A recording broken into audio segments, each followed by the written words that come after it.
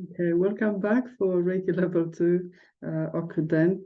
This is the Accredited Practitioner certification course, accredited by both the IGCT, International Guild of Complementary Therapists, and CThA. So that's international accreditation, so you can practice in the UK. We're in the UK, but you can practice internationally. Obviously depending on your insurance cover as well. And for the UK market, Complementary Therapist Association. So we've got two organizations that accredit these courses in the UK and IGCT globally. So you're covered. All right, so my name is CThA. I'm a complementary therapist. I've been practicing and teaching complementary therapy since 2004, teaching Reiki since 2008. So you're in good hands.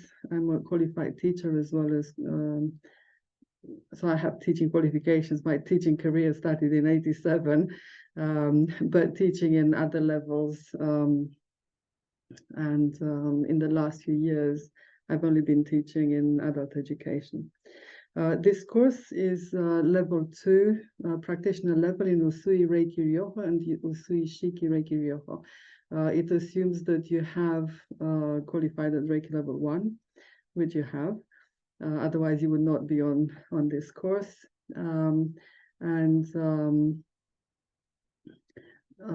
This is a combination teaching of both Western. So it gives you, we have two lineages, one Western and one Japanese. So you will be learning techniques from both lineages. And then, of course, you incorporate in your practice whatever is most appropriate to the needs of the patient and of your own. And whatever is easier and natural to use. But at least you have the options of both Western and Japanese techniques and see what works for you. So I'm equipping you with everything you need to set up a successful practice. So we'll just have a little look at the Reiki Level 2 course outline. So this, I'm going by the structure for the diploma. This is certificate. Yeah, it's a certification course. It's not a diploma course. The diploma course is level 3. Yeah, so to get to level 3, you need to do level 2 first of all. But the structure for level 3, so I'm already preparing you for level 3. So the structure is in module 1, you do Reiki theory and practical skills. Which we have started, yes, so theory and practical skills. We started from Reiki level 1, but at Reiki level 2, we go up a notch. Okay. In the second module, we'll be doing introduction to anatomy and physiology. I will also add a little bit of pathology. So pathology is learning about the conditions rather than just knowing where the organs are.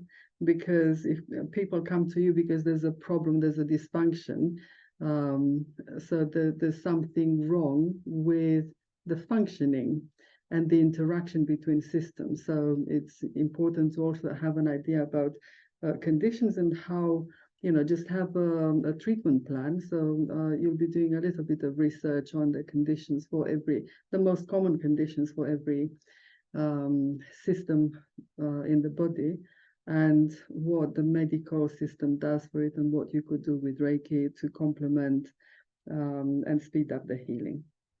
Okay, and module 3, that's professional conduct and business awareness.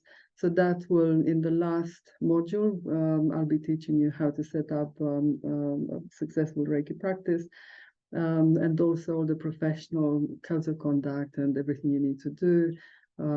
Insurance cover and everything you need to do to run a legal business in this country. Yeah, so and also to protect yourself. Yeah, so to know what you should do and what you shouldn't do, and you're protecting both your clients and yourself by having this knowledge and incorporating that in your practice. Okay, so module 1 includes a brief revision of Reiki Level 1, which we'll go through.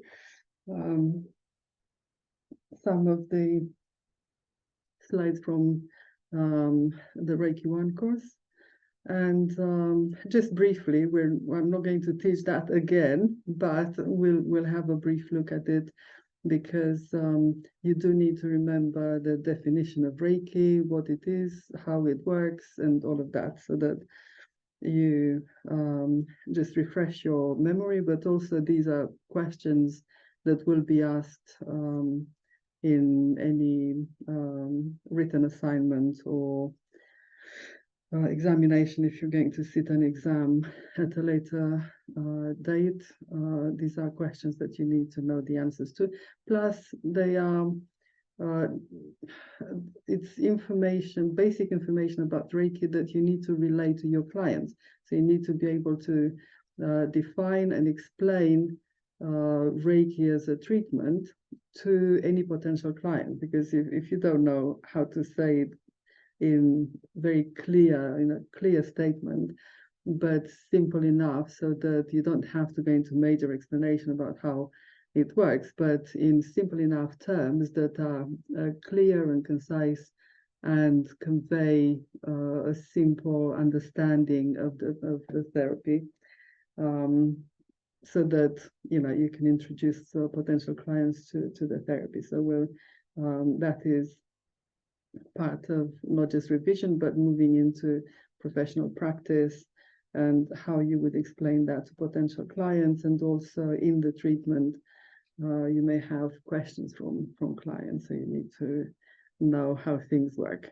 And apart from everything that we'll be revising, of course, at Reiki Level 2, we learn the Reiki symbols and additional skills and Reiki techniques to have as many possibilities as possible, or the knowledge that you need and the skills that you need to help yourself and your family and clients. When is that really? Course outcome, you need to explain. So at Reiki Level 3, you need to explain, you need to define, you need to carry out practical treatments, you need to demonstrate how you recognize conditions when referral may need to be made elsewhere. So we're not, just because you can do Reiki doesn't mean that you're a psychotherapist or a massage therapist. Yeah, so you need to recognize what you can do for your patient, and if you can't help them in ways that they need the situation addressed, you need to know how to refer them back to the GP.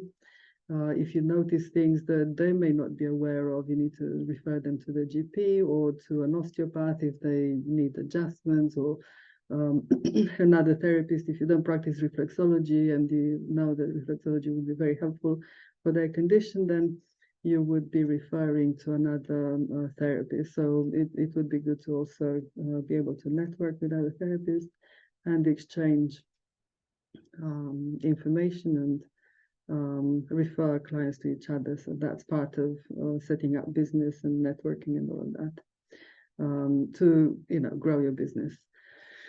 And of course, we need emotional intelligence, because everything is driven by emotion ultimately.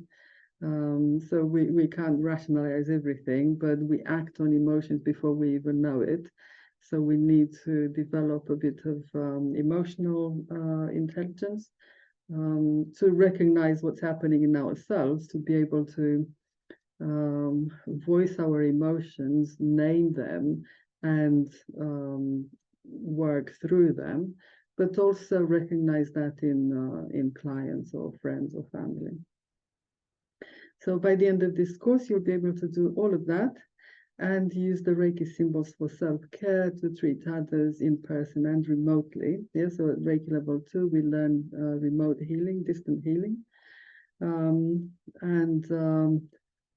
You'll be learning professional conduct, so you'll be aware of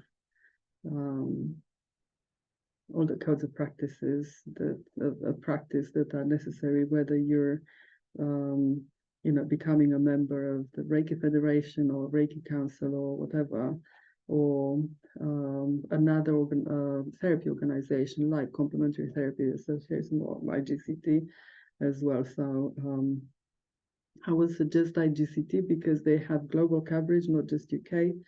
And that may give you more scope for distant healing, for instance. So you may be UK based, but you might, someone online might find you and they may be in America or on the continent, in Europe. So if you're covered internationally, then you can, charge for your services and not worry about it because you're covered by insurance. Yeah, so that's part of demonstrating awareness of requirements of setting up professional practice in Reiki and any other therapy practice. And hopefully you'll get everything. Not hopefully, I know I'm giving you more than you need for Reiki Level 2. I'm setting you up for Reiki Level 3. So it's always best to build the higher standards from the very beginning, from level 1, moving on to level 2. This is intermediate. Level 3, advanced Reiki practitioners. So you're in good hands. I hope you'll enjoy the course. And feel free to ask questions. So I'll be teaching, and at the end of every lesson, I will stop for questions. So if you have any questions, it's better to ask rather than wait until the end of the course. It's better to ask after the question just to clarify things and then move on to the next teaching. Okay, so next thing, we will be revising Reiki Level 1. I'll see you in a minute.